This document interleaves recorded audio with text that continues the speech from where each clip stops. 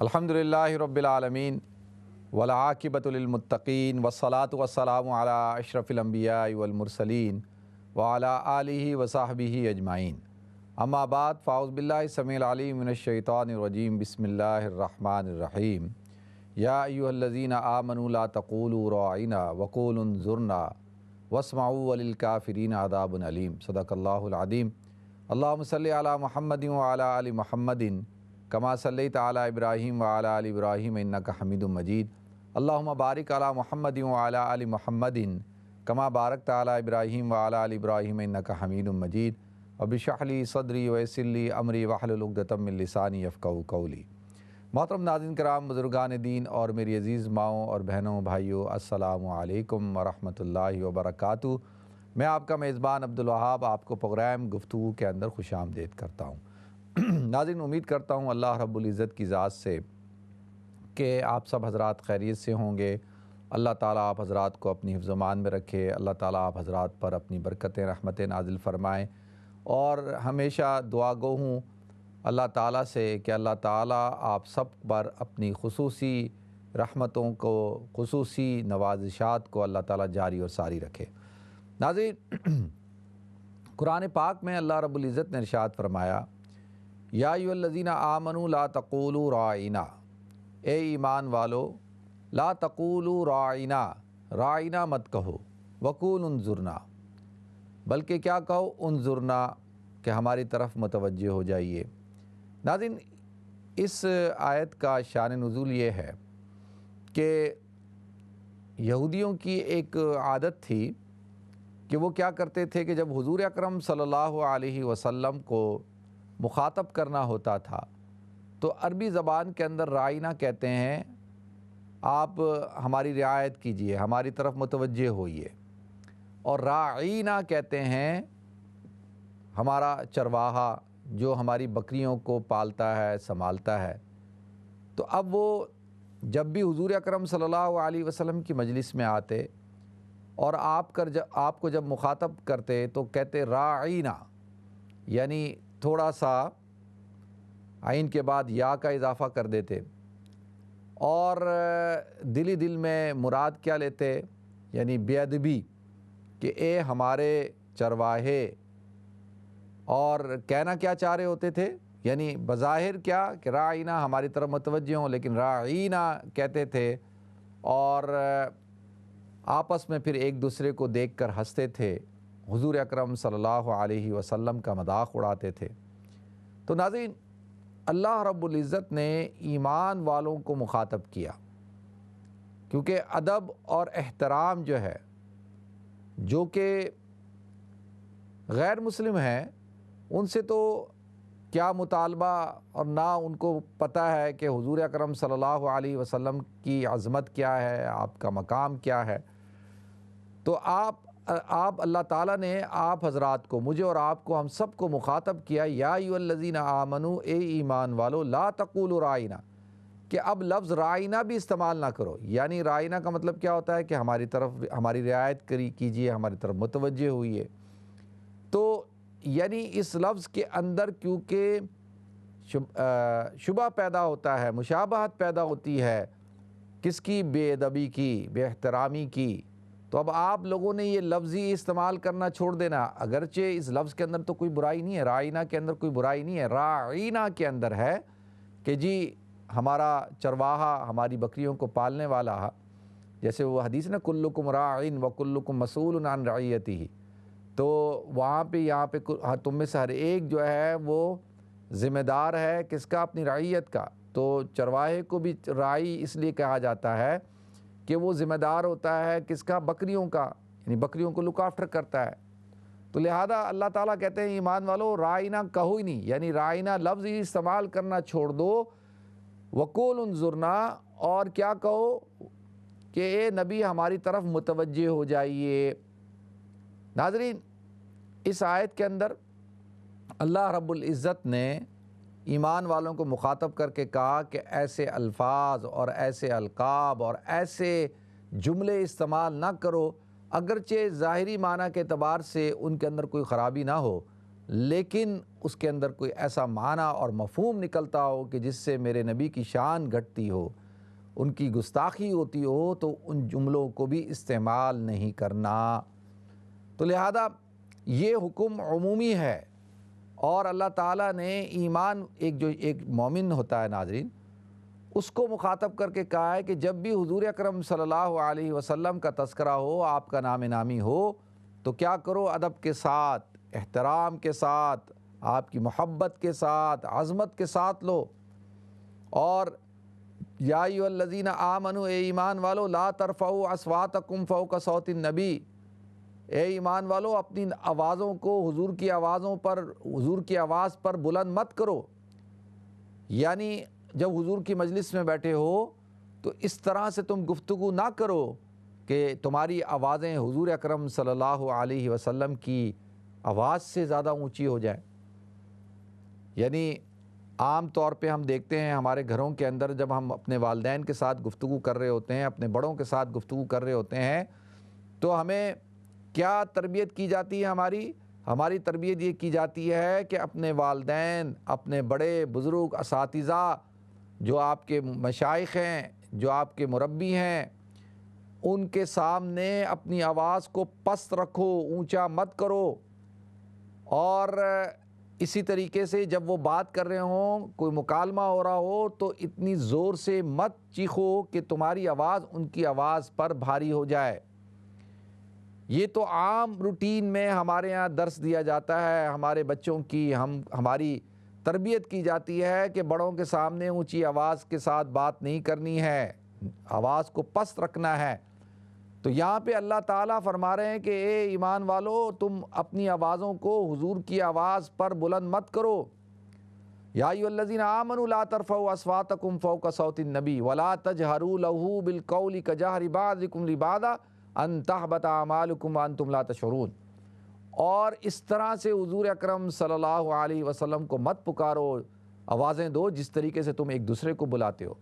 جیسے ہم بلاتے ہیں نا، جیسے کسی دوست کو بلا رہے ہیں، او ادھر آ، او فلانے ادھر آ، جیسے ہمارے یہاں آوازیں لگا رہے ہوتے ہیں، عبدالوہاب ادھر آؤ، عبدالواسع کہاں جا رہا ہے، او میری آواز سن، میری بات سن۔ جیسے عام طور پر لوگ ایک دوسرے کو پکارتے ہیں بازاروں میں، محلوں میں، گھروں میں، گلیوں میں، تو اللہ کہہ رہے ہیں ایسا مت کرو۔ ایک دو باتیں، تین دیکھیں، کئی آداب، حضور اکرم صلی اللہ علیہ وسلم کی تعظیم، آپ کا ادب اور آپ کا احترام ہمارے ایمان کا جز ہے۔ یہاں پہ اللہ تعالیٰ نے ارشاد فرما دیا، میں جو کہہ رہا ہوں نا ایمان کا جز ہے، وہ اس اعتبار سے اللہ فرماتے ہیں ان تحبط اعمالکم وانتم لا تشعرون، کہ تمہارے سارے کے سارے اعمال حبط ہو جائیں گے اور تمہیں پتہ بھی نہیں چلے گا۔ ناظرین، جو تو بے دین لوگ ہیں، جو تو دنیا دار لوگ ہیں، ان سے کیا گلہ کیا جائے، ان سے کیا شکوہ کیا جائے؟ ان کو تو نہ حضور کی عظمت کا پتہ، نہ حضور کے مقام کا پتہ، اور نہ ہی ان کو نبی کریم صلی اللہ علیہ وسلم کی تعلیمات سے کوئی لینا دینا ہے۔ یہاں پر میں بات کر رہا ہوں دیندار لوگوں کی، کہ وہ حضور اکرم صلی اللہ علیہ وسلم کا تذکرہ ایسے کرتے ہیں، آپ کا نام نامی ایسے لیتے ہیں جیسے کہ ایک عام شخص کا لے رہے ہیں، اور ایسے آپ کو مخاطب کرتے ہیں جیسے کہ ایک عام فرد کو مخاطب کیا جاتا ہے۔ تو اللہ فرماتے ہیں ان تحبط اعمالکم، کہ تمہارے اعمال حبط ہو جائیں گے، تمہیں پتہ بھی نہیں چلے گا، وانتم لا تشعرون، تمہیں شعور ہی نہیں ہوگا، پتہ ہی نہیں چلے گا، اور تم ایسی حرکتیں کر بیٹھے ہوگے کہ جس کی وجہ سے تمہارے اعمال، تمہارا ایمان حبط ہو چکا ہوگا، تم نکل چکے ہوگے اسلام میں سے۔ تو لہذا ناظرین، جب بھی حضور اکرم صلی اللہ علیہ وسلم کا تذکرہ آئے اور آپ کا نام نامی آئے، تو ہر مسلمان پر ضروری ہے کہ وہ ایک دفعہ کم سے کم حضور اکرم صلی اللہ علیہ وسلم پر درود و سلام ضرور پیش کرے۔ حضور نے فرمایا کہ وہ مجلس برکتوں سے محروم ہوتی ہے، وہ مجلس جو ہے جس کے اندر میرا تذکرہ ہی نہ ہو، اور اگر ہو تو مجھ پر درود و سلام پیش نہ کیا جائے۔ تو لہذا ہماری مجلسیں، ہماری محفلیں، ان کے اندر حضور اکرم صلی اللہ علیہ وسلم کا تذکرہ ضرور ہونا چاہیے، ادب اور احترام کے ساتھ ہونا چاہیے۔ آج کل میں دیکھتا ہوں نوجوانوں کو، ہماری بہنیں جو ماشاءاللہ درس قرآن اور تربیت قرآن اور حلقہ قرآن کے اندر بیٹھتی ہیں، اور اسی طرح سے ہمارے نوجوان جو بات بات پر امام بخاری رحمۃ اللہ علیہ اور امام مسلم رحمۃ اللہ علیہ کی احادیث کے حوالے دیتے ہیں، لیکن جب بات آتی ہے حضور اکرم صلی اللہ علیہ وسلم کے تذکرے کی اور آپ کو مخاطب کرنے کی، تو ایسے کرتے ہیں کہ جیسے کہ وہ ایک عام انسان تھے، وہ کوئی عام شخصیت تھے۔ دیکھیں، میں اور آپ ہم سب مسلمان ہیں، ہمارا یقین ہے، ہمارا عقیدہ ہے، اور اللہ تعالیٰ نے حضور اکرم صلی اللہ علیہ وسلم کو جو مقام عطا کیا ہے، خدا کی خدائی، یکتائی اور کبریائی، یہ تین چیزیں، یعنی کہ خدا کی خدائی کے اندر کوئی ذات، کوئی شے، کوئی شخصیت، کوئی زیرو غیر زیرو، کوئی چیز خدا کی خدائی کے اندر شریک نہیں ہے۔ اگر کوئی شخص کسی ذات کو، چاہے وہ زیرو ہو، غیر زیرو ہو، یا کسی شخصیت کو، کسی چیز کو بھی اللہ رب العزت کی خدائی کے اندر شریک کرتا ہے، چاہے وہ کوئی نبی کیوں نہ ہو، جیسا کہ نصارہ نے حضرت عیسیٰ علیہ السلام کو شریک کیا، تو خدا کی خدائی اور یکتائی، یعنی خدائی کے اندر کوئی شریک نہیں ہے، یکتائی کے اندر اللہ تنہا ہے، وحدہ لا شریک لہ، قل هو اللہ احد اللہ الصمد لم یلد ولم یولد ولم یکن لہ کفوا احد۔ تو خدا کی خدائی اور یکتائی، اللہ تنہا، اس کا کوئی پارٹنر نہیں ہے، اور کبریائی، اللہ کی ذات سب سے بڑی ہے، سب سے عظیم اللہ رب العزت کی ذات ہے۔ کیا اللہ اکبر، اللہ سب سے بڑا ہے۔ تو ناظرین، اللہ رب العزت نے، جب علماء کہتے ہیں خدا کی خدائی، یکتائی، کبریائی اور یکتیائی کے بعد جتنی بھی صفات کمالیہ اور جمالیہ اگر کسی شخص کے اندر جمع ہو سکتی تھیں، تو اللہ رب العزت نے وہ تمام کی تمام حضور اکرم صلی اللہ علیہ وسلم میں جمع فرما دی۔ لا یمکن الثناء کما کان حقہ بعد از خدا بزرگ تو ہی قصہ مختصر، کہتے ہیں یا صاحب الجمال و یا سید البشر من وجہک المنیر لکن نور القمر، کہ آپ کے اندر اللہ رب العزت نے تمام جمالی، تمام عظیم صفات اللہ رب العزت نے حضور اکرم صلی اللہ علیہ وسلم میں جمع فرما دی، اور آپ کو وہ مقام عطا کیا کہ اللہ رب العزت نے قرآن پاک میں ارشاد فرمایا وَرَفَعْنَا لَكَ ذِكْرَكَ، اے نبی ہم نے آپ کے ذکر کو بلند کر دیا۔ جب اذان کے اندر اللہ اکبر کی صدائیں لگائی جائیں گی، تو اس کے ساتھ ساتھ اشہدو ان لا الہ الا اللہ کے ساتھ اشہدو ان محمد الرسول اللہ کی بھی صدا لگائی جائے گی، یعنی وہ اذان مکمل ہی نہیں ہوگی جس اذان کے اندر حضور اکرم صلی اللہ علیہ وسلم کا نام نامی نہ ہو۔ اذان تو چلیں ایک بات کی بات ہے، سب سے پہلے کلمہ شہادت آپ لے لیں، اشہدو ان لا الہ الا اللہ واشہدو ان محمدًا عبدہ ورسولہ، کلمہ شہادت مکمل نہیں ہوگا جب تک کہ حضور اکرم صلی اللہ علیہ وسلم کی نبوت اور رسالت کی شہادت نہ دے دی جائے، گواہی نہ دے دی جائے۔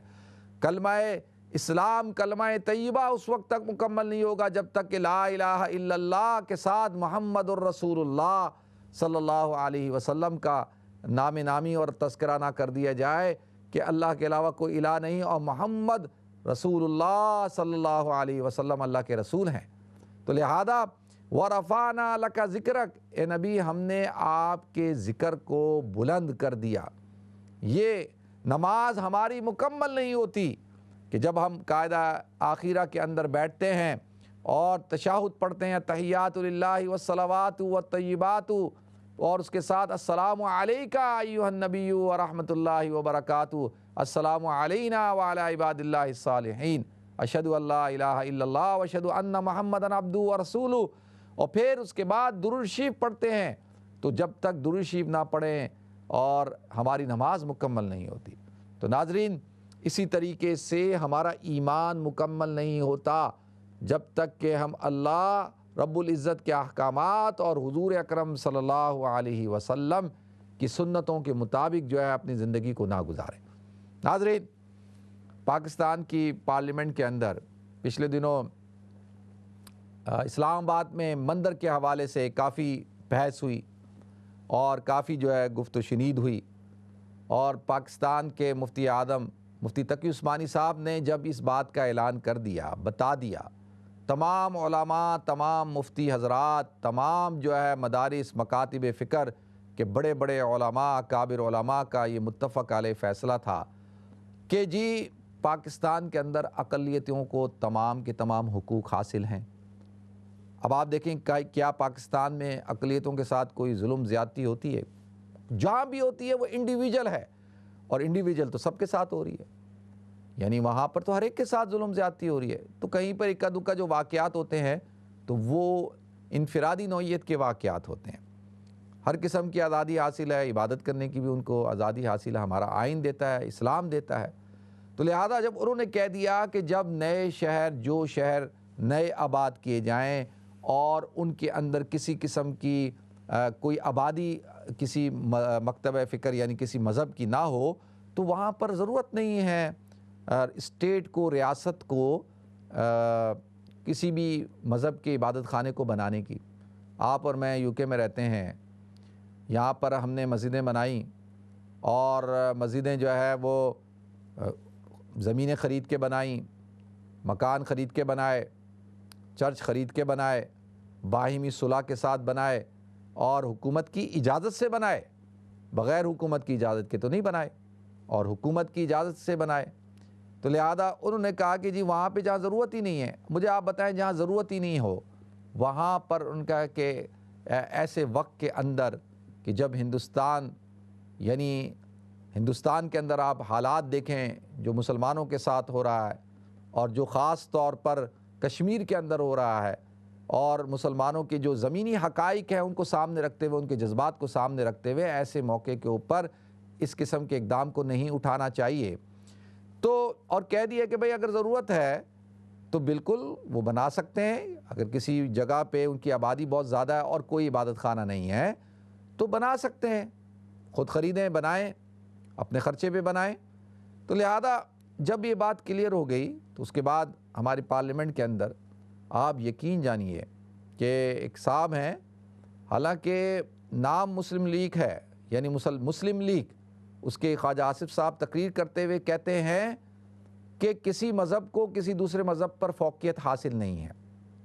اب آپ دیکھیں کہ جو اسلام کا جو بیانیہ ہے، حضور اکرم صلی اللہ علیہ وسلم جو دین لے کر آئے، آپ نے جس دین کو کا کلمہ بلند کیا، جس کی دعوت لے کر آپ اٹھے، اور آپ نے اس پر ارشاد فرمایا کہ دیکھو ان الدین عند اللہ الاسلام، اللہ قرآن میں کیا کہتا ہے کہ دین اسلام ہی ہے۔ اب اللہ کے نزدیک دین کیا ہے؟ وہ دین اسلام ہے، اور اس کے علاوہ وَمَن يَبْتَغِي غَيْرَ الْإِسْلَامِ دِينًا فَلَن يُقْبَلَ مِنْهُ، اب اس کے علاوہ اگر کوئی شخص کوئی اور دین لے کر آئے گا تو اس سے قبول نہیں کیا جائے گا۔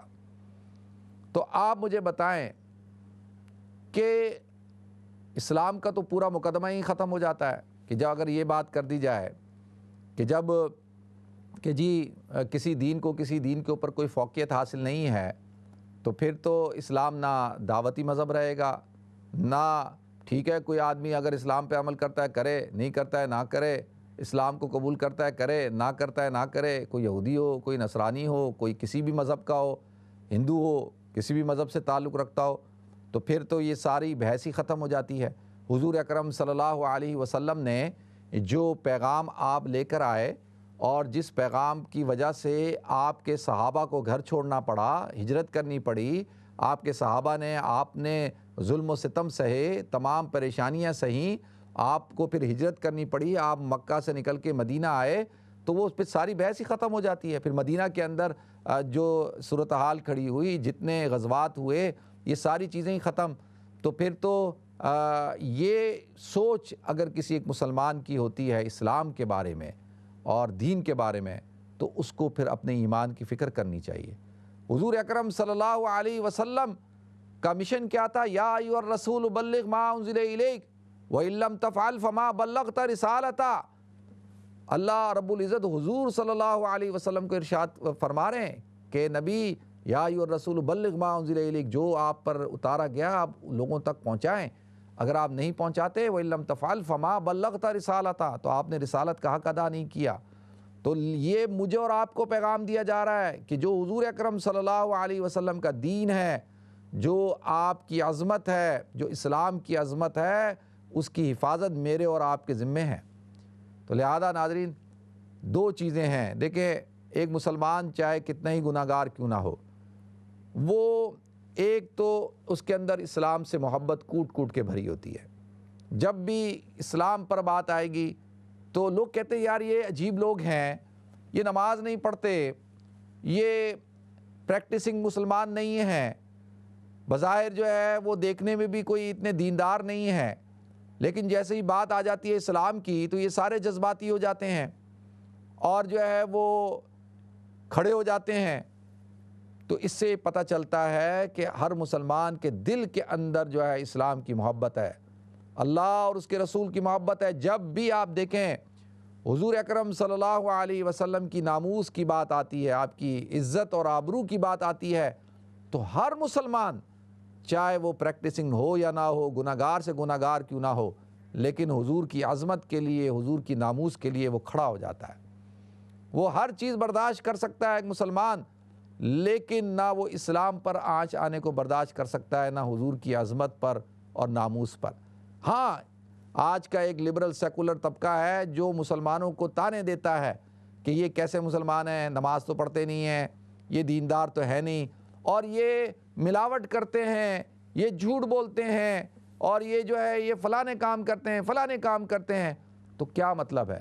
مطلب یہ ہے کہ ایک انسان اگر مسلمان اگر گناہ گار ہے تو پھر اس کو حق نہیں پہنچتا کہ وہ اسلام کی محبت دل میں رکھے یا حضور اکرم صلی اللہ علیہ وسلم کی عظمت کے لیے کھڑا ہو؟ کیا یہ آرگومنٹ ہے؟ تو ہمارے پاس تو سرمایہ یہی ہے، چاہے کتنے گناہ گار شخص ہو، اس سے آپ پوچھیں تو وہ کہتا ہے میرا تو سرمایہ یہی ہے کہ میں اللہ اور اس کے رسول سے اور اسلام سے محبت کرتا ہوں۔ تو لہذا باقی یہ جو اعمال ہیں، یہ جو آپ اور میں لوگوں کو جج کرتے ہیں، ناظرین یہ تو کل پتہ چلے گا قیامت کے دن کہ کیا لے کر آئے تھے، ان میں کتنا اخلاص تھا، کیا نہیں تھا۔ لیکن ایک بات میں جانتا ہوں کہ مسلمان سب کچھ برداشت کر سکتا ہے، لیکن حضور اکرم صلی اللہ علیہ وسلم کی حرمت، آپ کی ناموس اور اسلام کی عظمت، اسلام کو جو ہے وہ کوئی نقصان پہنچانے کی کوشش کرے، ٹھیک ہے ہم گناہ گار ہیں، ٹھیک ہے ہمارے اندر کوتاہیاں ہیں، ہمارے اندر غفلت ہے، ہم جو ہے وہ پریکٹسنگ بھی نہیں ہے، اللہ رب العزت ہمیں معاف فرمائے، تو یہی تو ہمارا ایک بہت بڑا سرمایہ ہے، اور اسی کی بنیاد پر تو کل آخرت میں فیصلہ ہوگا۔ تو لہذا آپ حضرات سے میری گزارش یہ ہے، اپنے آپ سے بھی گزارش ہے کہ دیکھیں جب بھی حضور اکرم صلی اللہ علیہ وسلم کی بات ہے، دیندار طبقے کو میں کہہ رہا ہوں کہ حضور کا نام نامی، حضور کا تذکرہ صلی اللہ علیہ وسلم، اور آپ کو جب تک اپنی جان سے، اپنے والدین سے، اپنی اولاد سے، لا یؤمن احدکم حتی اکون احب الیہ من والدہ وولدہ والناس اجمعین، تمہارا ایمان اس وقت تک کامل نہیں ہوگا جب تک کہ میں تمہیں تمہاری جان، تمہارے والدین، اولاد، تمام الناس اجمعین، سب لوگوں سے زیادہ محبوب نہ ہو جاؤں۔ تو اللہ تعالیٰ مجھے بھی توفیق عطا فرمائے، آپ حضرات کو بھی توفیق عطا فرمائے، حضور کی سنتیں بھی اپنانے کی توفیق عطا فرمائے، حضور کے نقش قدم پر چلنے کی بھی توفیق عطا فرمائے۔ وآخر دعوانا ان الحمدللہ رب العالمین۔ ناظرین ہمیں بریک کی طرف جانا ہے، انشاءاللہ بریک کے بعد حاضر ہوتے ہیں۔ السلام علیکم ورحمۃ اللہ وبرکاتہ۔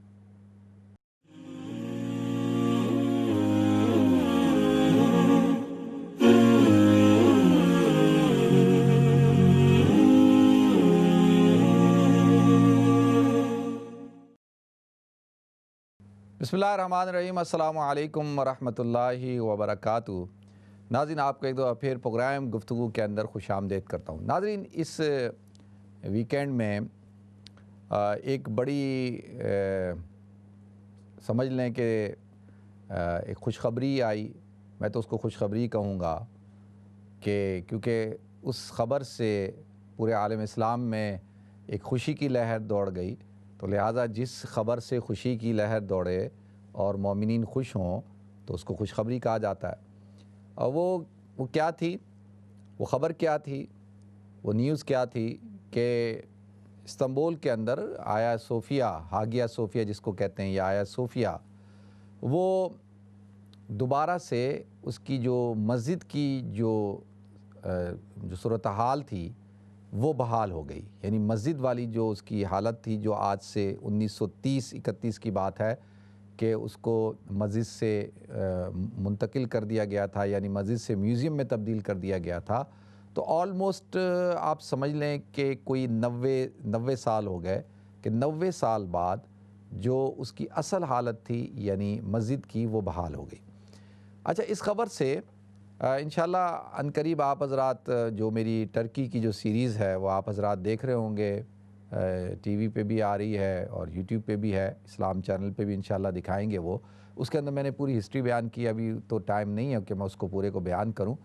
صرف عرض یہ کرنا ہے کہ مسلمان تو پوری دنیا کے اندر خوش ہوئے اور اس کی اصل حالت کے بحال ہونے پر، لیکن ہمارے ہاں ایک بہت بڑا طبقہ ہے ناظرین جو مجھے کافی تشویش ہو رہی ہے کہ وہ ان کو پریشانی کھڑی ہو گئی اور ایک بحث شروع ہو گئی سوشل میڈیا کے اوپر کہ جی یہ بڑا غلط قدم ہے اور اس کو یہ قدم نہیں اٹھانا چاہیے تھا، اس کو مزید ہی رہنا چاہیے تھا. بڑے بڑے دانشوروں نے کالم لکھنا شروع کر دیے کہ جی اس سے پوری دنیا کے اندر مسلمانوں کا ایک اچھا امیج نہیں جائے گا. ایک تو یہ بات سمجھ نہیں آئی کہ ہم مسلمان اپنا امیج بہترین کرنے کے لیے ہمیں ان چیزوں کی کیوں ضرورت ہوتی ہے.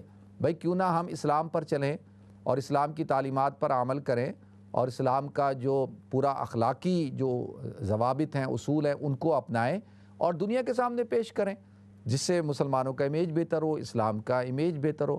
ہم اپنی جو چیزیں ہیں ان کو ٹھیک کریں نا، جو ہمارے اندر برائیاں ہیں، جو خرابیاں ہیں، ان کو ہم ٹھیک کریں تاکہ جو ایک غلط جو پرسیپشن کھڑا ہوتا ہے اسلام کے بارے میں وہ ٹھیک ہو، نہ کہ اس سے کیا ہوتا ہے. اچھا دیکھیں، اب یہ جو کہا جا رہا ہے کہ جی وہ چرچ کو مسجد میں بدل دیا گیا. اچھا، اب سوال یہ اٹھتا ہے کہ دیکھیں جو آیا صوفیہ ہے، آیا صوفیہ جب محمد الفاتح نے قسطنطنیہ کو فتح کیا تو وہ جو آرتھوڈاکس کرسچن ہیں ان کا ایک کلیسا تھا. اور ایک اور میں بات آپ حضرات کے سامنے عرض کر دوں کہ مسلمانوں کی مقدس ترین جگہ مکہ، مدینہ اور مسجد اقصیٰ ہیں. یہ تین، سب سے پہلے مکہ ہے، مدینہ ہے، پھر مسجد اقصیٰ ہے. اور جو کرسچن ہیں ان کے نزدیک ان کی جو مقدس ترین جو چرچ ہیں یا جگہیں ہیں وہ تو ناظرین ہولی سیپٹیکا چرچ ہے اور بیت لحم کے اندر جو بیت لحم ہے یعنی وہ جو چرچ ہے جہاں پہ حضرت عیسیٰ علیہ السلام پیدا ہوئے، اور ہولی سیپٹیکا چرچ ہے جہاں پہ حضرت عمر رضی اللہ تعالیٰ عنہ نے وزٹ کیا تھا اور آج بھی موجود ہے. اس کو کنیسۃ القیامہ کہا جاتا ہے. اور یہودیوں کے نزدیک جو ہے وہ ویلنگ بال ہے. اس کے علاوہ جتنی بھی جگہیں ہیں، اگر کوئی کلیم کرتا ہے، مثال کے طور پہ اگر کرسچینٹی یہ کلیم کرتی ہے کہ جی ان کے نزدیک سب سے مقدس ترین جگہ یا شہر روم ہے اور روم میں بھی ویٹیکن سٹی ہے، تو کیا اس کو وہ مقدس حیثیت حاصل ہوگی؟ یعنی الہامی، جیسا کہ بیت لحم کو ہے یا ہولی سیپٹیکا کو ہے یا کنیسۃ القیامہ کو ہے؟ بالکل نہیں. وہ تو بھائی بعد میں، وہ تو حضرت عیسیٰ کے کتنے 100 سال بعد، 300 کتنے سال بعد جو ہے وہ رومنز نے کرسچینٹی کو اختیار کیا. اس کے بعد یہ ویٹیکن سٹی اور اس کی بنیاد رکھی گئی. اس پہ بھی انشاءاللہ میں کبھی آپ حضرات کو تفصیل سے بتا دوں گا. تو عرض یہ کرنا ہے اسی طریقے سے جو یہ اپنا آیا صوفیہ ہے، یہ بھی جو ہے ناظرین یہ تو ایک چرچ تھا، کلیسا تھا، کنیسہ ایک چرچ بنایا گیا تھا اور اس کو ایک حیثیت دے دی گئی تھی. لیکن جب سلطان محمد فاتح نے قسطنطنیہ کو فتح کیا تو وہ تو ایسا فاتح بن کے داخل ہوا تھا اور پورا قسطنطنیہ تو اس کے ماتحت آ گیا. اور اس وقت کے اندر کئی چرچ تھے جن کو ڈسٹرب نہیں کیا گیا. آج بھی پورے ٹرکی کے اندر گرجا گھر موجود ہیں، چرچ موجود ہیں. مسلمانوں کا یہ شعار نہیں ہے کہ مسلمان چرچوں کو اور گرجا گھروں کو جو ہے وہ مسجد کے اندر کنورٹ کریں، یعنی بائی فورس. ایسا مسلمان نہیں کرتا، نہ اسلام کہتا ہے. اس کی جو ایک خاص حیثیت تھی کیونکہ اس کی ایک الگ ایک امتیازی حیثیت حاصل تھی. پہلی بات، اس کو اس وقت کے جو زمین تھی اس کو باقاعدہ خریدا گیا، لیگل ڈاکومنٹ تھے اور وہ ڈاکومنٹ آج بھی موجود ہیں. میرے پاس بھی ہیں، میرے فیس بک پہ بھی میں نے ڈالے اور میرے پاس بھی، میرے فون میں بھی ہیں. اور دوسری بات یہ ہے کہ باقاعدہ لیگلی طور پر اس کو کنورٹ کیا گیا، اور یہ ایک پیغام دیا گیا تھا، کیونکہ اسپین کے اندر دیکھیں آج ہم اس کی تو بات کرتے ہیں لیکن اسپین کی بات نہیں کرتے کہ جہاں پہ 800 سال تک مسلمانوں کی حکومت رہی، اور تمام کے تمام جو مراکز تھے، مدارس تھے اور جو مساجد تھیں، ان سب کو گرجا گھروں کے اندر بدل دیا گیا، بائی فورس کیا گیا، ٹھیک ہے. اور مسجد قرطبہ کو بھی جو ہے وہ کیا کیا گیا، وہ ایک چرچ کے اندر بدل دیا. آج دیکھیں بہت بڑا وہاں پہ ایک کلیسا ہے. تو اس وقت انہوں نے ان کو پیغام دیا کہ بھائی یہ سلسلہ بند کیا جائے، اور اس کے لیے انہوں نے کیا کیا کہ اس کو ایک مسجد کی حیثیت دی، اور وہ بھی لیگلی دی. تو لہذا اس کے پیچھے پورا ایک منظر ہے ناظرین. اس وقت کے اندر سب سے بڑی جگہ چاہیے تھی نماز پڑھنے کے لیے، مسلمانوں کی عبادت کے لیے. تو لہذا اس جگہ کو باہمی کس کے ساتھ، یعنی رضامندی کے ساتھ اس کو خرید کر جو ہے مسجد کے اندر تبدیل کیا گیا. تو لہذا اب شور مچا دیا گیا ہے کہ بھئی یہ کیا ہو رہا ہے، اور اس طرح سے یہ کس طرح سے ہو رہا ہے. تو لہذا تھوڑا سا ہمیں تاریخ کو پڑھنا چاہیے اور سمجھنا چاہیے، اور اس کو لنک نہیں کرنا چاہیے مسجد اقصیٰ کے ساتھ. دیکھیں مسجد اقصیٰ کی حیثیت ٹوٹلی ڈیفرنٹ ہے، بیت المقدس کی حیثیت ٹوٹلی ڈیفرنٹ ہے. وہ ہماری تھرڈ ہولیسٹ پلیس ہے، اور وہاں سے حضور اکرم صلی اللہ علیہ وسلم معراج پہ گئے تھے، اور مسلمانوں کا وہ قبلہ اول ہے. اسی طریقے سے وہ مسلمانوں کے لیے کافی جو ہے وہ محترم جگہ ہے. اسی لیے تو دیکھیں حضرت عمر رضی اللہ تعالیٰ عنہ، حضرت عمر کو پھر کیا خواہش تھی، کیوں خواہش ہوئی، آپ اس کو فتح کیا آپ نے، اور پھر حضرت عمر کے بعد اس کو قائم رکھا. صلاح الدین ایوبی رحمۃ اللہ علیہ کو کیا ضرورت تھی پھر. تو لہذا ناظرین یہ اس کو اس کے ساتھ منسلک نہ کیا جائے، یہ ڈفرینٹ چیزیں ہیں. اللہ تعالیٰ مجھے بھی توفیق دے، آپ حضرات کو بھی توفیق دے. دیکھتے ہیں ہمارا ساتھ کالر کون ہے. السلام علیکم. السلام علیکم. جی وعلیکم السلام. جی فرمائیں. جی مفتی صاحب، میں نے آپ سے پوچھنا تھا کہ ایک جو قزان بازیں کدھر سے پڑھنی شروع کرنی چاہیے؟ 7 سال کی عمر سے جو فرض ہو جاتی ہیں ادھر سے شروع کرنی چاہیے؟ اور ایک سوال میں نے یہ کرنا تھا کہ اگر جس کمرے میں نماز پڑھیں اور کمپیوٹر پہ بچے اگر یوٹیوب پہ ویڈیو وغیرہ کو دیکھ رہے ہوں تو کیا نماز ہو جاتی ہے یا اس کو بند کرنا چاہیے، کیا کرنا چاہیے؟ چلیں ٹھیک ہے، میں بتاتا ہوں. ٹھیک ہے، نیکسٹ کال لیتے ہیں. السلام علیکم.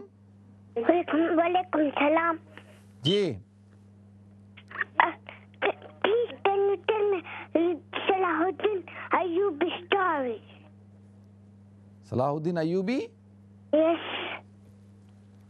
Okay, I can explain you about Salahuddin Ayubi انشاءاللہ. ٹھیک ہے، بہت شکریہ آپ کی کال کا، جزاکم اللہ. نیکسٹ کال لیتے ہیں جی. السلام علیکم. جی وعلیکم السلام. جی فرمائیں. مفتی صاحب وہ میں نے کوشچن پوچھنا تھا، اگر عورت نفاس کی حالت میں ہو تو اس کا خاوند اس کو طلاق دے دے، کیا طلاق ہو جاتی ہے؟ چلے ٹھیک ہے، میں بتاتا ہوں جی. ٹھیک ہے، ٹھیک. نیکسٹ کال لیتے ہیں. السلام علیکم. وعلیکم السلام. جی فرمائیں. جی مفتی صاحب سے بات کرنی ہے. جی آپ بات کریں، میں کر رہا ہوں جی، کریں. اچھا جی میں نے پوچھنا ہے کہ میرے ماں باپ بھی فوت ہوئے ہیں اور ساس سسر بھی، تو ان کی قربانی 1-2 بندوں کی طرف دے سکتی ہوں یا ایک بندے کی الگ الگ دینی ہے؟ چلیں ٹھیک ہے، میں بتاتا ہوں. ٹھیک ہے، بہت شکریہ آپ کی کال کا، جزاکم اللہ. نیکسٹ کال لیتے ہیں. السلام علیکم. وعلیکم السلام. مفتی صاحب کیسے ہیں آپ؟ ٹھیک ہیں الحمدللہ، میں ٹھیک ہوں، اللہ کا کرم. جی میرا سوال یہ ہے کہ میری بیٹی کی گاڑی کا نا ایکسیڈنٹ ہوا تھا. ٹھیک ہے. تو اسے چوٹ بھی لگی تھی، گاڑی کی ڈیمیج بھی ہوئی تھی، اور غلطی دوسرے بندے کی تھی. تو وہ اس نے کلیم لیا، تو وہ پوچھ رہی ہے کہ کیا یہ ٹھیک ہے، یہ جائز ہے؟ اچھا چلیں ٹھیک ہے، میں بتاتا ہوں جی. ٹھیک ہے، نیکسٹ کال لیتے ہیں. السلام علیکم. وعلیکم السلام. مفتی صاحب کیسے مزاج ہے آپ کے؟ خیریت سے ہیں؟ الحمدللہ میں ٹھیک ہوں، آپ خیریت سے ہیں؟ ٹھیک ہیں جی الحمدللہ بالکل ٹھیک ٹھاک. مفتی صاحب چھوٹا سا ایک سوال ہے قربانی کے حوالے سے. جب قربانی ایک جیسے ہم یہاں کرتے ہیں تو ویسے تو غریب غربا کا بھی ایک حصہ ہے، تو اگر کوئی نہیں ملتے ایسے احباب تو مطلب کیسے ان کو ڈھونڈا جائے؟ کوئی طریقہ اس کا بتا دیں. قربانی کی نیت تو ہے لیکن پچھلی سال تھوڑا سا مجھے مشکل پیش آئی تھی ڈھونڈنے میں، تو میں تھوڑا سا اس سے بہتر کیا آپ یہ سمجھتے ہیں کہ پھر آن لائن ہی ساری چیزیں کرتا ہوں جیسے کرتے ہیں اور اپنے لیے بس عام سے گوشت خرید کے کھا لیں، یا کیا؟ چلیں ٹھیک ہے، میں بتاتا ہوں جی. ٹھیک ہے، بہت شکریہ آپ کی کال کا، جزاکم اللہ. نیکسٹ کال لیتے ہیں جی. السلام علیکم. السلام علیکم جی. वालेकुम सलाम. جناب مفتی صاحب کیا حال ہیں؟ جاوید عرض کر رہا ہوں اٹلی سے. जी जी, कैसे हैं जावेद भाई, ठीक हैं आप؟ جی اللہ کا شکر, آپ سنائیں ٹھیک ٹھاک ہیں؟ अल्हम्दुलिल्लाह जी. میں آپ کو آج نا 13 جولائی کچھ پس منظر بتانا چاہ رہا تھا کہ اسلامک اس کی کیا ہسٹری ہے اور کیا تاریخ ہے. کہ 13 جولائی میں جو آج کشمیری مناتے ہیں دن 13 جولائی 1931 کو سری نگر میں جی وہ ڈوگرا فوج جو تھی وہاں سری نگر جیل کے سامنے ایک عبد القدیر نامی جو آدمی تھے ان کا ہوا تھا ٹرائل. وہ سننے کے لیے کافی مسلمانوں وہاں جمع ہو گئے. تو جمعے کی نماز کا ٹائم ہو گیا تو جو ہے نا ایک جو ہے وہاں مسلمان اذان دینے کے لیے دیوار پہ چڑھے تو ڈوگرا کے سپاہیوں نے اس پر فائر کر دیا اور وہ شہید ہو گئے. تو اس نے 2 کلمات اللہ اکبر کیے تھے. تو اشہد اللہ الہ کرنے کے لیے اذان کو کنٹینیو کرنے کے لیے دوسرا مسلمان ایک اوپر چڑھے اور انہوں نے جناب اذان کو کنٹینیو کیا. ابھی ایک ہی لفظ اشہد اللہ الہ کہا تھا, ان کو بھی شہید کر دیا گیا اور اذان ختم ہونے تک 22 جو ہے نا مسلمان وہاں شہید ہو گئے تھے. ٹھیک ہے, بہت شکریہ جی یہ تاریخی پس منظر بیان کرنے کا اور مسلمانوں کا جو اسلام سے اور جو اذان سے جو تعلق ہے اس کو بیان کرنے کا. جی بہت شکریہ جی. نیکسٹ کال لیتے ہیں. السلام علیکم. جی وعلیکم السلام. مجھے پوچھنا تھا, میری 3 سال کی ڈاٹر ہے اور اس کو پیپر پہ کارٹون بہت پسند آتے ہیں اور وہ جو یونیکارن جو رہتے ہیں نا وہ اس کے ایسے ٹوائز جو رہتے ہیں بلون وغیرہ وہ بہت پسند آتے ہیں. تو میں کوشش کرتی ہوں کہ میں اس کو نہ دوں, لیکن مجھے معلوم کرنا تھا کہ یہ سب چیزیں گھر میں رکھنا مطلب صحیح ہے کہ کیا اس کا یہ ہے. چلیں ٹھیک ہے, میں بتاتا ہوں. ٹھیک ہے, نیکسٹ کال لیتے ہیں. السلام علیکم. السلام علیکم مفتی صاحب, آپ کیسے ہیں؟ الحمدللہ میں ٹھیک ہوں, اللہ کرم شکر اللہ کا. جی مفتی صاحب میری نانی کا کل رات انتقال ہو گیا ہے, وہ انا کینیڈا میں للہ و انا رہتی الیہ تھی. راجعون. اللہ تعالیٰ ان کی مغفرت فرمائے جی, بہت اور شکریہ. آپ سب کو اللہ صبر عطا فرمائے. بہت شکریہ. ان کے لیے دعا کرنے کے لیے درخواست کرنی تھی. اور سب سے افسوس کی بات یہ ہے کہ کرونا وائرس لاک ڈاؤن کی وجہ سے ہم لوگ جا بھی نہیں سکے جنازے پہ. اللہ تعالیٰ ان کی مغفرت فرمائے جی, اللہ تعالیٰ ان کے درجات کو بلند فرمائے. اللہ تعالیٰ آپ سب کو صبر عطا فرمائے. ضرور دعا کریں گے جی ان کے لیے, ضرور دعا کریں گے. نیکسٹ کال لیتے ہیں. السلام علیکم. وعلیکم السلام مفتی صاحب, ایک سوال آپ سے پوچھنا ہے. جی پہلے یہ کہ اللہ تعالیٰ آپ کو لمبی زندگی اور صحت عطا فرمائے, اور جو کام آپ دین کی خدمت کر رہے ہیں اللہ تعالیٰ اس کا اجر آپ کو اور آپ کی فیملی کو یہاں بھی اور آخرت میں بھی ضرور عطا فرمائے. آمین. سوال یہ ہے مفتی صاحب کہ کچھ سالوں سے یہ سلسلہ دیکھنے میں آیا فار لاسٹ فیو ایئرس کہ جو ہے کچھ لوگ کیا کرتے ہیں کہ جمعے والے دن صبح یا رات کوئی جس طرح بھی کر کے جو ہے نا وہ میسج کی شکل میں ایک تصویر ہے اس پہ لگا ہوتا ہے جمعہ مبارک, اور ایک دوسرے کو بھیجتے ہیں اور شیئر کرتے ہیں. اس میں اب یہ ہے کہ میری معلومات کے مطابق تو حضور صلی اللہ علیہ وسلم کے دور میں یا صحابہ کرام تابعین تبع تابعین کے دور میں ایسا سلسلہ نہیں تھا کہ ایک دوسرے کے جمعے کی مبارکباد دی جائے. عید تو ہوتی تھی. اب یہ سلسلہ جو شروع کیا گیا ہے کہ آیا یہ صحیح ہے یا غلط ہے یا بدعت ہے, کیونکہ اس طرح اگر یہ سلسلہ چلتا رہا کچھ 100 سال گزر جائیں گے تو پھر لوگ کہا کریں گے ہمارے تو آبا و اجداد بھی یہ کرتے تھے جمعہ کی اور اپنے آپ کو میسیجز اور مبارکباد بھیجا کرتے تھے. ٹھیک ہے میرے بھائی, میں بتاتا ہوں جی. بہت شکریہ آپ کی کال کا, جزاکم اللہ. نیکسٹ کال لیتے ہیں جی. السلام علیکم. السلام علیکم. وعلیکم السلام ورحمۃ اللہ وبرکاتہ. جی میرے 2 کویشچنز ہیں, میں پوچھ سکتی ہوں؟ آپ نے کال کی ہے, آپ پوچھ سکتی ہیں جی. جی اچھا, پہلا کویشچن تو یہ کہ ایک تو یہ کہ عورتوں کا کیا نماز کے دوران اپنے پیر ڈھکنا ضروری ہے, مطلب کیا وہ سطر میں شامل ہوتا ہے؟ اور دوسرا کویشچن یہ کہ مطلب ہماری وہ قرآن کلاس میں آج یہ بحث چل رہی تھی کہ جو یو کے جو علماء ہیں انہوں نے فتویٰ دیا کہ آپ کیونکہ یہ نان مسلمس کی کنٹری اور آپ ان کے لاز کو فالو کرتے ہیں تو اس لیے ایک گھر آپ مارگیج پہ لے سکتے ہیں, تو کیا وہ جائز ہے یا بالکل مارگیج پہ آپ بالکل نہیں گھر لے سکتے؟ اچھا, یہ سوال کا جواب نا میں میرے خیال میں 100 دفعہ دے چکا ہوں گا میری بہن. آپ لگتا ہے میرے پروگرام کو فالو نہیں کرتی ہیں, آج پہلی دفعہ دیکھ رہی ہیں آپ پروگرام؟ نہیں میں دیکھتی تو آن اینڈ آف دیکھتی رہتی ہوں, لیکن یہ کہ پھر مس ہو گیا ہوگا, لیکن میں نے سنا نہیں یہ کویشچن. چلیں ٹھیک ہے جی, بہت شکریہ. نیکسٹ کال لیتے ہیں. السلام علیکم. جی وعلیکم السلام ورحمۃ اللہ وبرکاتہ. جی مفتی صاحب مجھے پوچھنا ہے کہ میرا بھانجا ہے 8 سال کا اور وہ پاکستان میں اسلام آباد میں ہوتا ہے, تو میں مطلب اگر ان کو مفتی بنانا ہے تو کون سے ایسے سٹیپس ہیں جو فالو کریں، سٹیجز ہیں، اور کون سے ایسے مدارس ہیں وہاں پہ وہ جا کر مفتی تک پہنچ سکتا ہے؟ بس وہ بھانجا آپ کا ہے تو بنانا آپ نے، اس کے ماں باپ نے کیا بنانا ہے اس کو؟ جی وہ جو ہے یہی بنانا ہے، وہ ہمیشہ یہی دعا ہوتی ہے کہ وہ مفتی بنے۔ مفتی بنے بھائی، مفتی تو ایک ٹائٹل ہے، اسپیشلائزیشن ہوتی ہے۔ اچھا لیکن چلیں تو اچھی بات ہے۔ آپ کے اپنے کتنے بچے ہیں؟ میرے بچے نہیں ہیں۔ آپ کے نہیں؟ آپ کی شادی ہوئی ہے؟ ہاں جی۔ بچے نہیں ہیں آپ کے؟ نہیں۔ اللہ تعالیٰ آپ کو خیر والی اولاد عطا فرمائے جی۔ چلیں ٹھیک ہے، میں بتاتا ہوں۔ ٹھیک ہے، بہت شکریہ آپ کی کال کا، جزاکم اللہ۔ پہلے تو دیکھیں وہ میری بہن نے سوال پوچھا تھا کہ بھی قضا نمازیں اگر کوئی شروع کرنا چاہتا ہے تو وہ کس عمر سے، یعنی اس نے نمازیں چھوڑی ہوں تو وہ قضا کرے؟ کیا 7 سال کی عمر سے؟ نہیں، 7 سال کی عمر میں تو کہا جاتا ہے بھائی کہ آپ بچے کو شروع کرائیں، لیکن نماز فرض تھوڑی ہوتی ہے 7 سال کی عمر میں، اور 10 سال میں کہا جاتا ہے سختی کی جائے، تو 10 سال کی عمر میں بھی نماز فرض نہیں ہوتی۔ نماز فرض ہوتی ہے لڑکے اور لڑکی کے اوپر جب وہ بالغ ہو جائیں اور علامات بلوغ ظاہر ہو جائیں۔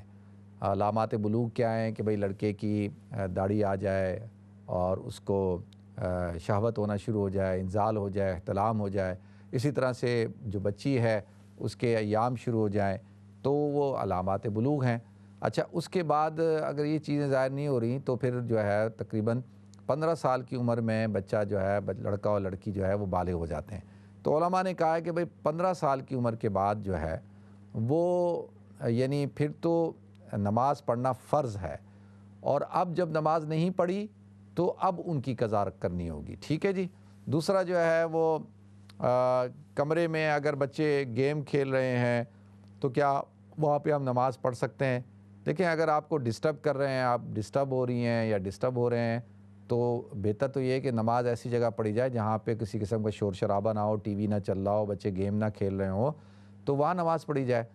اگر کوئی جگہ ایسی نہیں ہے تو پھر بچوں کو روک دیا جائے کہ بھئی وہ اس وقت میں یہ گیم نہ کھیلیں، ٹی وی نہ چلائیں، یا جو بچے گیم کھیلتے ہیں آج کل تو یہ نہ کھیلیں۔ تو اب اس کے اندر یہ ہے کہ اگر آپ نے نماز شروع کر دی اور انہوں نے بھی کھیلنا شروع کر دیا تو پھر تو آپ کی نماز کو کوئی فرق نہیں پڑتا، لیکن اگر آپ اس کا اہتمام نہیں کرتے تو پھر کیونکہ کراہت کے ساتھ نماز ہوگی، یہ بات ناپسندیدگی ہے کہ بھئی ٹی وی چل رہا ہو، تصویریں ہوں کمرے میں اور وہاں نماز پڑھی جائے، تو بہتر یہی ہے کہ بھئی دوسرے کمرے میں پڑھی جائے۔ ٹھیک ہے۔ عورت جب ایام میں ہو، یعنی اس کے پیریڈ چل رہے ہوں اور اس دوران اس کو اگر طلاق دی جائے تو کیا اس سے طلاق ہو جاتی ہے؟ بھئی طلاق تو ہو جاتی ہے، لیکن اس وقت میں طلاق دینی نہیں چاہیے۔ یعنی اگر کسی شخص نے طلاق دینی ہے، اس نے پکا ارادہ کر ہی لیا ہے، تو بہتر یہ ہے اور افضل اور اعلیٰ، یعنی افضل اور اعلیٰ سے مراد یہ ہے کہ شریعت کا حکم یہ ہے کہ وہ حالت طہر میں طلاق دی جائے، یعنی ناپاکی کے دنوں میں طلاق نہ دی جائے۔ ہو تو جائے گی لیکن وہ پھر مناسب نہیں ہے۔ جب عورت پاک ہو تو ان دنوں میں طلاق دی جائے۔ اچھا، اس کی وجہ کیوں کہا جاتا ہے کہ بھئی پاکی میں دی جائے؟ دیکھیں جب پاکی میں عورت پاک ہے اور اس کے ساتھ کوئی ممانعت نہیں ہے ازدواجی تعلق قائم کرنے میں شرعی طور پر، تو جب انسان اس وقت میں اگر اس کو طلاق دے رہا ہے تو پھر یقینی طور پر کوئی ایسا مسئلہ ہے یا کوئی وجہ ہے یا وہ سیریس ہے یا وہ سمجھتا ہے کہ بھئی اب طلاق سے ہی معاملہ حل ہو سکتا ہے۔ اور اگر وہ ایام میں طلاق دیتا ہے تو ایام میں دیکھیں ازدواجی تعلق قائم کرنا میاں بیوی کا شرعی طور پر جائز نہیں ہوتا، اور اس وقت میں ایک طرح سے طبیعت کا میلان بھی نہیں ہوتا، تو ہو سکتا ہے کہ وہ کیا کرے کہ وہ غصے میں دے رہا ہو یا طبیعت کے اندر جو بے چینی ہے اس کی وجہ سے دے رہا ہو سکتا ہے جذبات پر قابو نہ رکھ سک رہا ہو اس وجہ سے دے رہا ہو، تو اس لیے کہا جاتا ہے کہ بھئی حالت طہر میں طلاق دی جائے۔ اس سے پھر یہ ہوگا کہ ایک تو جو خاتون ہے اس کی عدت بھی لمبی نہیں ہوگی، وہ اس کو 3 ریسائیکل کرنے، 3 طہر گزارنے ہیں تو اس کی عدت پوری ہو جائے گی۔ لیکن اگر حالت ایام میں دیں گے تو پھر وہ جو دن گزر گئے ہیں اس کی، تو وہ اس کی کاؤنٹنگ کا جو ہے مسئلہ کھڑا ہوگا، تو لہذا اس کو پھر تھوڑا سی اس کی جو عدت ہے وہ لمبی ہو جائے گی۔ تو اس لیے کہا جاتا ہے کہ بھئی حالت جو پاکی ہے، طہارت کے دن ہیں، طہور کے دن ہیں، ان دنوں میں جو ہے وہ طلاق دی جائے۔ لیکن طلاق دونوں صورتوں میں ہو جاتی ہے۔ ٹھیک ہے جی. تو دوسرا پوچھا کہ مرحومین کی قربانی اگر کسی کے والد والدہ انتقال کر چکے ہیں، ساس سسر انتقال کر چکے ہیں، تو کیا ہر ایک کی قربانی دے الگ الگ سے، یا ایک ہی قربانی دے کے ان سب کا ثواب، ان سب کو ثواب کر دے، اصال ثواب کر دے، ثواب بھیج دے؟ تو ایسا کر سکتے ہیں اگر تو آپ افورڈ کر سکتے ہیں. اگر تو اللہ تعالیٰ نے آپ کو نوازا ہے اور اللہ کا آپ پہ کرم ہے، فضل ہے، آپ کے لیے اپنے والد والدہ کی طرف سے قربانی کرنا کوئی بہت بڑا آپ کے لیے مسئلہ نہیں ہے، خوشحال آدمی ہے، پھر تو کریں، پھر تو آپ اپنے والد والدہ کی طرف سے کریں. اور یہ فرض واجب نہیں ہے، جیسے میں نے عرض کیا فرض واجب نہیں ہے. اگر کوئی کرتا ہے تو یہ احسان کا معاملہ ہے، اپنے والدین کے ساتھ حسن سلوک کرتا ہے، ان کو ایک بہترین تحفہ اصال ثواب کرتا ہے. اور اگر کوئی شخص نہیں کرتا تو گناہگار نہیں ہوتا، اور کوئی اس کے اوپر شرعی طور پر پابندی بھی نہیں ہے کہ وہ اپنے مرحومین کی طرف سے قربانی کرے. ٹھیک ہے جی. یہ تو ایک جیسے ہم اپنے والدین کے لیے اصال ثواب کرتے ہیں، دعا کرتے ہیں، صدقہ کرتے ہیں، اسی طریقے سے ہے. تو الحمدللہ تحدیث بن نعمت کے طور پہ عرض کر رہا ہوں کہ جب سے اللہ تعالیٰ نے مجھے توفیق دی ہے اس وقت سے آج تک الحمدللہ میں اپنے والدین کی طرف سے، مرحوم والدین کی طرف سے قربانی کرتا ہوں، اور اپنے بچوں کی طرف سے بھی کرتا ہوں. تو لہذا اللہ خوشحالی بھی دیتا ہے، برکت بھی دیتا ہے. ٹھیک ہے جی. تو اور یا جو آدمی اگر افورڈ نہیں کر سکتا تو وہ نہ کرے. اور اگر ایک آدمی کہتا ہے یار میں ایک ہی کر سکتا ہوں افورڈ، ایک تو اپنی اور ایک اپنے مرحومین کی طرف سے، تو وہ اللہ کی طرف سے کر دے اور اس کا ثواب پوری امت کو کر دے، جیسے حضور اکرم صلی اللہ علیہ وسلم کیا کرتے تھے. اپنے مرحومین کی طرف سے اس کو کر دے، یعنی نیت اللہ کی طرف سے ہوگی، ثواب سب کو کیا جا سکتا ہے. ٹھیک ہے جی. باقی جو قربانی یہاں کرتے ہیں اس کا گوشت کیسے جو ہے وہ تقسیم کیا جائے گا. ٹھیک ہے. تو اب یہ دیکھیں، یہ جو ہے یہاں پر جو قربانی کرتے ہیں اس کا گوشت، پہلی بات تو یہ سمجھ لیں کہ یہ جو قربانی ہے اس کا گوشت غریبوں کو کھلانا، خود رکھنا، رشتہ داروں کو تقسیم کرنا، آپ تینوں کام کر سکتے ہیں ایک جانور کے اندر. غریبوں کو بھی دیں، رشتہ داروں کو بھی دیں، اور خود بھی رکھیں.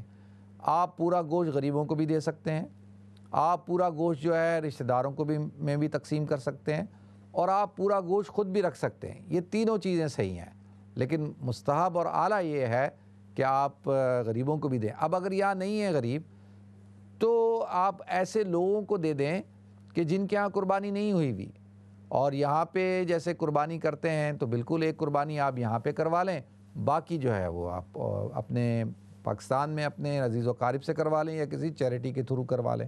تو ناظرین ہمیں بریک کی طرف جانا ہے، انشاءاللہ بریک کے بعد حاضر ہوتے ہیں. السلام علیکم ورحمۃ اللہ وبرکاتہ.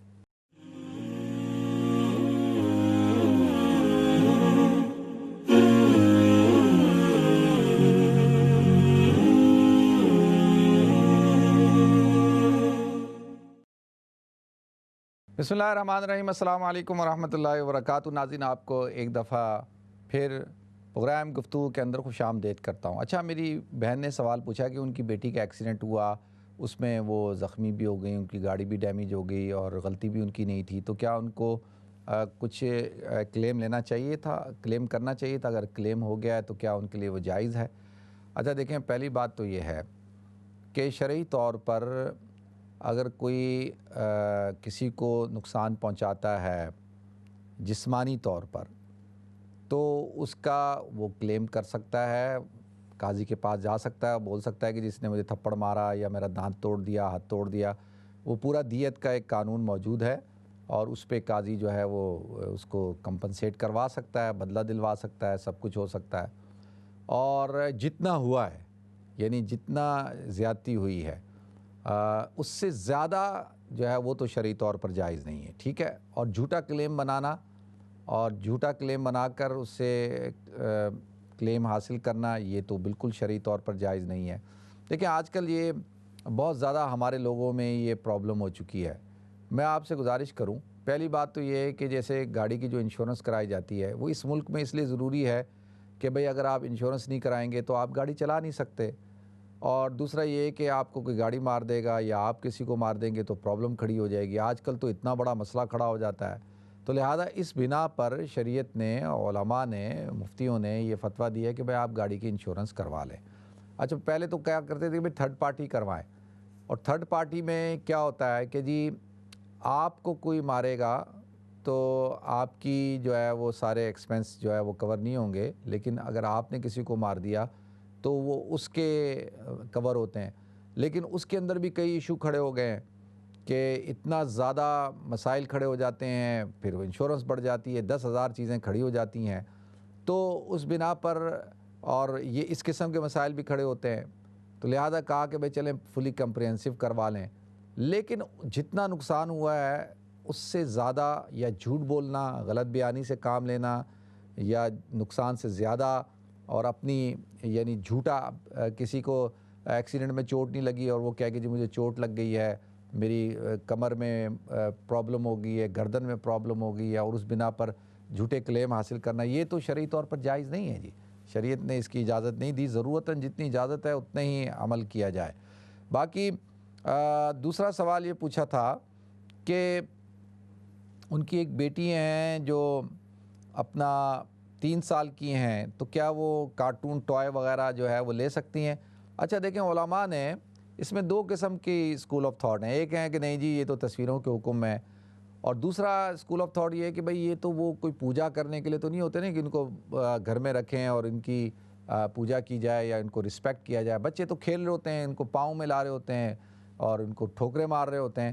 تو اس وجہ سے، اور اس وقت یہ کیونکہ عموم عام ہے، یعنی ہر جگہ پہ بچے اس کو استعمال کرتے ہیں، تو اگر بچا جا سکتا ہے تو بہت اچھی بات ہے، بچا جائے. اگر نہیں تو پھر ضرورتاً استعمال کیا جا سکتا ہے.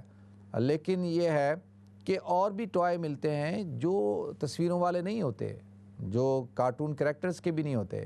جیسے میرے بچے تھے تو وہ گاڑیوں سے کھیلتے تھے، گاڑیوں کا شوق تھا، تو لہذا ایسی کوئی چیزیں ہوں جو تصویروں والے نہ ہوں تو بہتر ہے. لیکن اگر ضرورتاً بچے اگر کوئی ضد کر رہا ہے، نہیں مان رہا، تو ٹھیک ہے، بھی شرعی طور پر اس کی اجازت ہے ایز اے کھلونا ہونے کے. ٹھیک ہے جی. باقی دوسرا جو ہے وہ نانی کا انتقال ہو گیا، اللہ تعالیٰ ان کی مغفرت فرمائے جی، اللہ تعالیٰ ان کے درجات کو بلند فرمائے. میرے بھائی نے سوال پوچھا کہ جمعہ مبارک کے میسج بھیجتے ہیں کہ شرعی طور پر اس کی اجازت ہے. اچھا پہلے تو یہ بات سمجھنے کی ضرورت ہے کہ جمعہ کا دن تو ہے ہی مبارک دن، اس میں تو کوئی دو رائے نہیں ہے. اور مبارک کا مطلب کیا ہے؟ بارک یبارک کا مطلب ہوتا ہے برکت والا. اور ہم بھی جب عربی، کیونکہ ہماری زبان عربی نہیں ہے نا، اردو ہے، تو ہم جب السلام علیکم کہتے ہیں، اور عربوں کے اندر کیا ہے؟ اللہ یبارک فی، وہ دعا دیتے ہیں کہ اللہ آپ کو برکت عطا فرمائے، بارک اللہ فیک، اللہ آپ کو برکت عطا فرمائے. تو لہذا اگر کوئی شخص یہ کہتا ہے کہ جمعہ مبارک، تو اس کے اندر یہ ہے کہ بھئی وہ یہ میسج دے رہا ہے کہ بھئی جمعے کی برکتیں اللہ آپ کو عطا فرمائے، بابرکت دن ہے، اللہ آج آپ کو توفیق دے کہ بھئی آپ ایسے اعمال کریں جس سے برکتیں حاصل کریں. تو ٹھیک ہے، یاد دہانی کے لیے بھی ہو سکتا ہے اور صحیح ہے، اس میں شرعی طور پر اجازت ہے. باقی یہ اس کو رسم بنا لینا، تو اس سے بچنا چاہیے کہ بھئی ہر جمعے کے دن بھیجنا ہی ضروری ہے، اگر نہیں بھیجیں گے تو گناہگار ہو جائیں گے، تو یہ بات ٹھیک نہیں ہے. ٹھیک ہے، میں تو نہیں بھیجتا، مجھے لوگ بھیجتے ہیں لیکن میں نے تو کبھی نہیں بھیجا، اور نہ وہ میسج کو میں فارورڈ کرتا ہوں.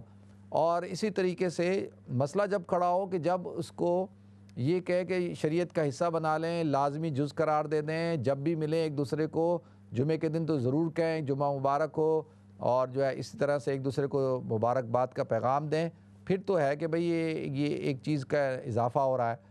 لیکن یہ ان ٹیکسٹوں میں اچھی احادیث کا بھیجنا یا ایسا یہ کہنا، تو یہ تو شرعی طور پہ اس میں تو کوئی ممانعت نہیں ہے، اور لہذا اس میں اتنا سختی کرنے کی ضرورت نہیں ہے. یہ ایک مباح عمل ہے اور دعائیہ کلمات ہیں، اور جس طرح سے اور دعائیہ کلمات ہوتے ہیں تو اس طرح سے یہ بھی ہے. تو لہذا اس میں اتنی کی فورس کرنا، اور یہ کیونکہ ثابت ہے احادیث سے کہ جو ایک دوسرے کو مبارکباد کے پیغامات، دعائیہ کلمات ادا کیے جا سکتے ہیں، تو بالکل اس میں تو کوئی حرج کی بات نہیں ہے. ٹھیک ہے جی.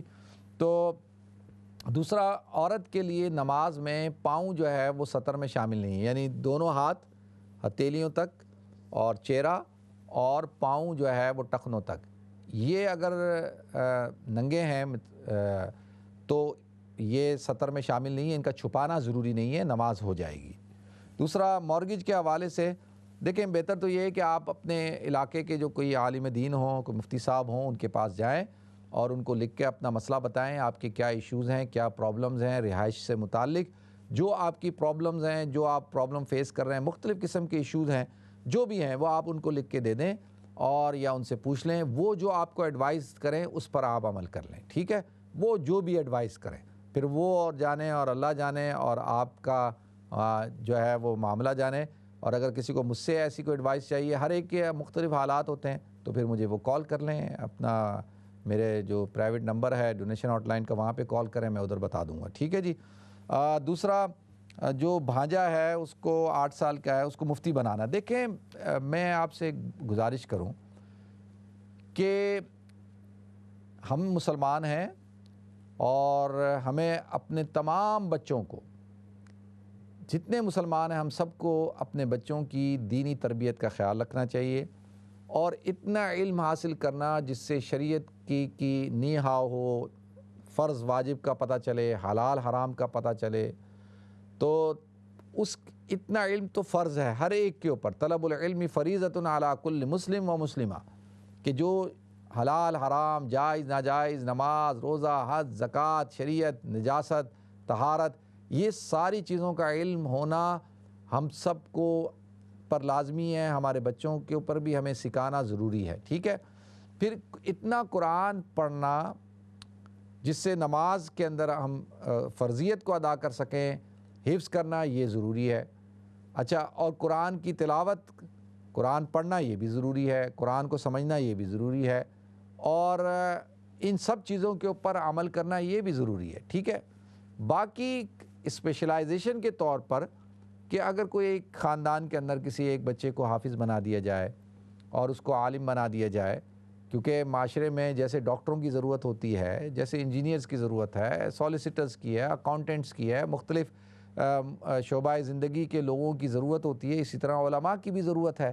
تو لہذا اگر علماء بھی بنائے جائیں اور اپنے آپ کسی ایک بچے کو جو ہے عالم بھی بنائیں اور حافظ قرآن بنائیں، عالم دین بنائیں. اور پھر ضروری نہیں ہوتا کہ ہر عالم جو ہے وہ مفتی بنے، جیسے ہر حافظ عالم نہیں بنتا، تو اسی طرح سے ہر عالم کا مفتی بننا بھی ضروری نہیں ہے.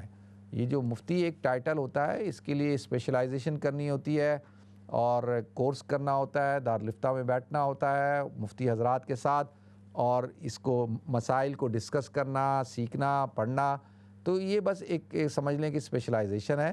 باقی آپ اور میں ہم سب کوشش کریں کہ اگر ہمارے بچے مفتی نہیں بھی بنتے، وہ تو کچھ لوگ ہوتے ہیں نا، سارے تو نہیں ہوتے نا بھائی. عالم تو آپ کو زیادہ ملیں گے، مفتی تو تھوڑے ہوتے ہیں. لیکن اگر کوئی بنانا چاہتا ہے تو بنا سکتا ہے، لیکن اس کے لیے پھر اس کو پورا وقف کرنا ہوگا، پھر وہ اس کی پوری تربیت کرنی ہوگی، پورا اس کو جو ہے وہ یعنی اللہ کے دین کے لیے جو ہے وہ اس کو خاص کرنا ہوگا اور پھر اس کو سپورٹ بھی کرنا ہوگا. دیکھیں یہ بہت ضروری بات ہے. اگر آپ کے 4 بیٹے ہیں اور ان میں سے آپ نے ایک کو ڈاکٹر بنا دیا، ایک کو آپ نے ماشاءاللہ اکاؤنٹنٹ بنا دیا، ایک کو IT کا کچھ بنا دیا اور ایک کو مولوی بنا دیا، اب وہ جو تینوں ہیں وہ تو کمائیں گے پیسے دبا کے. ہماری کافی دن ہو گئے کہ ایک بہن تھی، ان کا فون آیا تو انہوں نے کہا کہ مجھے جو ہے نا گلٹی فیل کرتی ہوں. میں نے کہا بھائی کیوں، آپ کیوں گلٹی فیل کرتی ہیں؟ کہنے لگے میرے 2 بیٹے تھے، ایک بیٹے کو مولوی بنا دیا اور ایک بیٹے کو جو ہے وہ ڈاکٹر بنا دیا. جو ڈاکٹر تھا وہ تو ماشاءاللہ بہت زیادہ پیسے کمانے لگ گیا، اس کے پاس بہترین گھر، بہترین گاڑی اور بڑا مال دولت اور ہر دنیا کی آسائش، اور اس کے بچے ماشاءاللہ پرائیویٹ اسکولوں میں پڑھ رہے ہیں. اور جس کو مولوی بنایا اس کو تو 1000 پاؤنڈ سے اوپر نوکری نہیں ملتی. تو کہتی میں جب ان دونوں کا لیونگ آف اسٹینڈرڈ دیکھتی ہوں کہ ایک کا لیونگ آف اسٹینڈرڈ اتنا ہائی ہے اور مولوی بیچارہ جو ہے وہ 1000 پاؤنڈ مہینہ کا نہیں کما سکتا، پرانی سی گاڑی ہے اس کے پاس اور نہ اس کے پاس اپنا گھر ہے، نہ اس کے بچے تو کہتی ہیں مجھے تھوڑا سا آئی فیل گلٹی، مجھے گلٹ فیل ہوتا ہے. تو میں نے کہا دی ابھی آپ زندہ ہیں، آپ کے والد، آپ کے شوہر بھی زندہ ہیں، اس مولوی کے والد بھی زندہ ہیں؟ میں نے کہتی ہیں ہاں. تو میں نے کہا بھائی پھر کیوں نہ آپ اس کو اپنی جائیداد میں سے کچھ زیادہ حصہ دے دیں، اس کو جو ہے وہ تھوڑا سا زیادہ دیں تاکہ اس کو سپورٹ کریں. دیکھیں یہ پھر بہت بڑا مسئلہ کھڑا ہو جاتا ہے کہ ایک طرف جو ہے وہ آپ نے اس کو تو مولوی، تو پھر بڑا ہو کے وہ ہو سکتا ہے آپ سے شکایت کرے، کیونکہ ہمارے ہاں تربیت تو نہیں ہو رہی نا.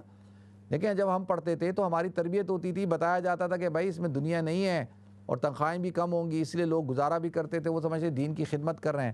لیکن آج کل کے دور کے اندر تو آپ دیکھیں پھر وہ کہیں ایسا نہ ہو کہ وہ پھر علم دین کی اہمیت اس کے اندر سے نکل جائے اور جو شخص جس کو قرآن اور حدیث کا علم دیا اللہ تعالیٰ نے، اور وَلَا تَمُدَّنَّ عَيْنَيْكَ إِلَىٰ مَا مَتَّعْنَا بِهِ، قرآن کہتا ہے، اللہ فرماتے ہیں کہ پھر جس کو اللہ تعالیٰ نے قرآن اور حدیث کا علم دیا اور وہ اس علم سے دوسرے علم کو بڑا اعلیٰ سمجھے کہ یار وہ علم جو ہے وہ زیادہ اچھا ہے، اس سے زیادہ فضیلت والا ہے، تو اس نے ایک طرح سے قرآن اور حدیث کے علم کی توہین کی۔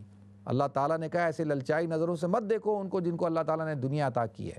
تو لہٰذا یہ تربیت کی بھی ضرورت ہے، اور یہاں پر میں سمجھتا ہوں کہ آپ پھر بچوں کو ان کی تربیت بھی کریں، اور ان کے لیے پھر ایکسٹرا جو ہے نا والدین دیکھیں، میں صاف بات کرتا ہوں کہ الحمدللہ مجھے جو ہے اللہ نے آج جو مقام دیا ہے اس میں میرے جو بھائی ہیں بڑے، ان کا بہت بڑا کردار ہے۔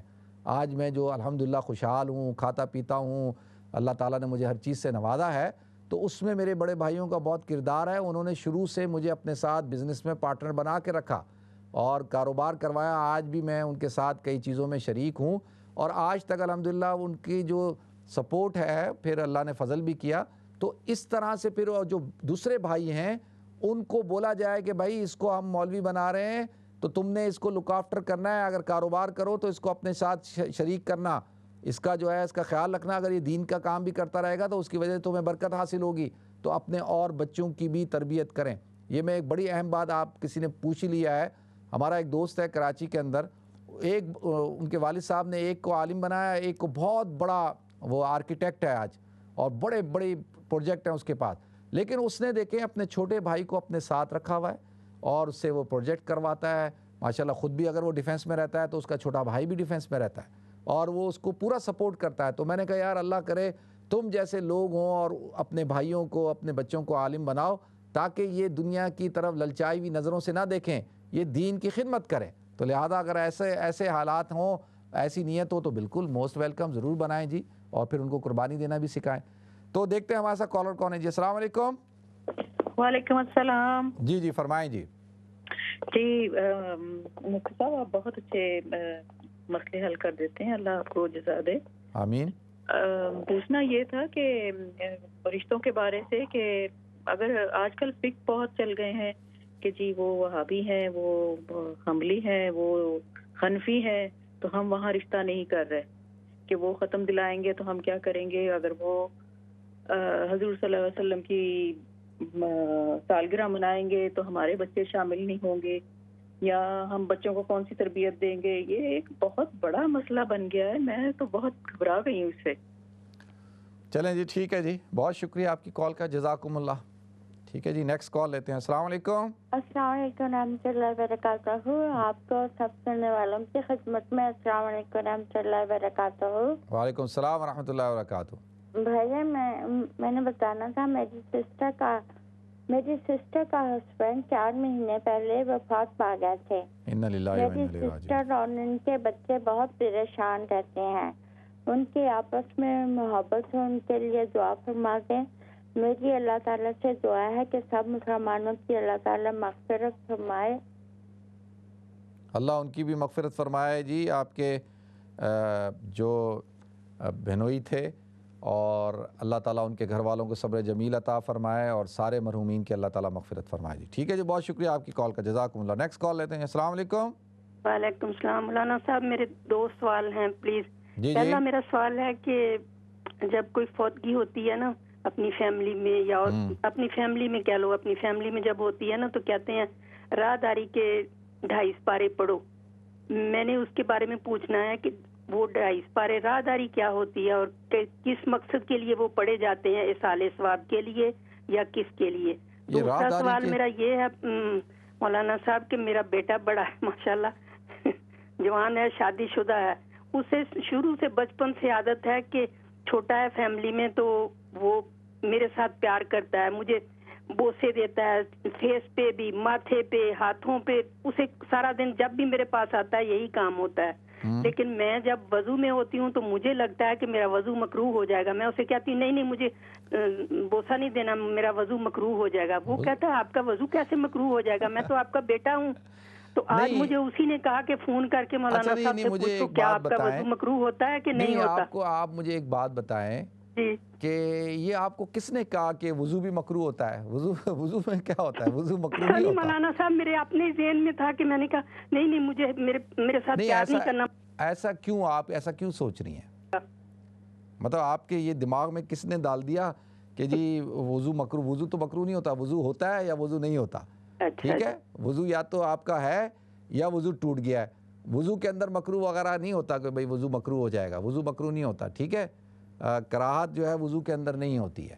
تو باقی رہ گئی یہ بات کہ جی بیٹا ہے آپ کا، آپ کہہ رہی ہیں ماشاءاللہ چھوٹا ہے، شادی شدہ ہے اور سب کا پیارا ہے، آپ کا لخت جگر ہے، تو اگر وہ آپ کو بوسہ دیتا ہے، آپ سے پیار کرتا ہے تو یہ تو کامن ہے، یہ تو ہر بیٹا اپنی ماں سے محبت کرتا ہے، ماں اپنے بیٹے سے محبت کرتی ہے، اور ایک دوسرے کو اگر چومتے ہیں، بوسہ دیتے ہیں تو شرعی طور پر تو اس کی اجازت ہے، ٹھیک ہے؟ اگر خدا نخواستہ کہیں پہ فتنے کا خوف ہو تو وہ پھر اس میں اعتراض کرنا چاہیے، لیکن اللہ تعالیٰ جی ہمیں ایسے وسوسوں سے بچائے کہ جس سے یہ وسوسے آئیں، تو بالکل وہ آپ کا بیٹا ہے جی، شرعی طور پر اس کو اجازت ہے، آپ کو بھی اجازت ہے، اور اس سے وضو جو ہے وہ مکروہ نہیں ہوتا، ٹھیک ہے جی؟ اللہ تعالیٰ آپ کو ہم سب کو عمل کرنے کی توفیق عطا فرمائے۔ نیکسٹ کال لیتے ہیں جی۔ السلام علیکم۔ جی وعلیکم السلام مولانا صاحب، آپ سے ایک سوال کرنا تھا چھوٹا سا۔